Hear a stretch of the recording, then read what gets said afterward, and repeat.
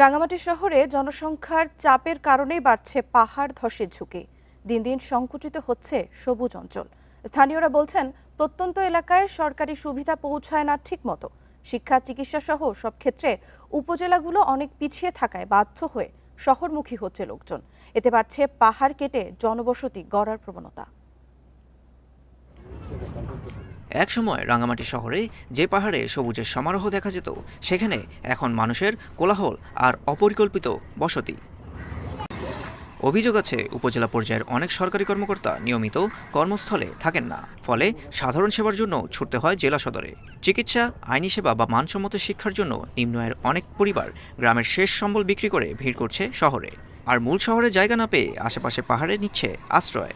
অবাধে পাহাড় ও গাছ কাটায় বর্ষা মৌসুমে বেড়েছে ঝুঁকি। ওখানের তুলনায় আমাদের রাঙামাটি অনেকটা সুবিধা ভালো আছে, মানে সুযোগ সুবিধা ভালো। শহরে আসা হচ্ছে শিক্ষা, চিকিৎসা, এখানে টাউনে আসলে তো যাতায়াতের ব্যবস্থা ভালো। 2017 সালে ভয়াবহ পাহাড় ধসে রাঙ্গামাটিতে প্রাণ হারান অন্তত 120 জন।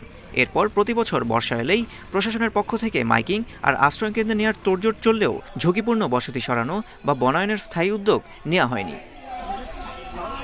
উন্নয়ন যা হচ্ছে শহর কেন্দ্রিক হচ্ছে, গ্রামে কোনো উন্নয়নই হচ্ছে না।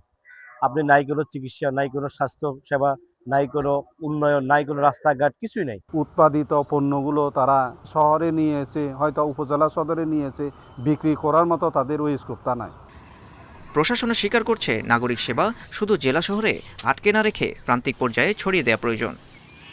স্বাস্থ্য সেবা, শিক্ষা, এগুলো গণপ্রজাতন্ত্রী বাংলাদেশ সরকার পৌঁছেছে। আমি বলবো আসলে প্রতিষ্ঠান তৈরি হওয়ার সাথে কিন্তু সেবা জড়িত না।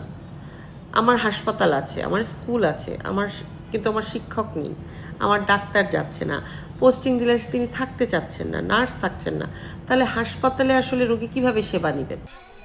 পাহাড় ও মানুষের জীবন রক্ষায় ঝুঁকিতে থাকা বাসিন্দাদের দ্রুত পুনর্বাসনের দাবি স্থানীয়দের। Independent news.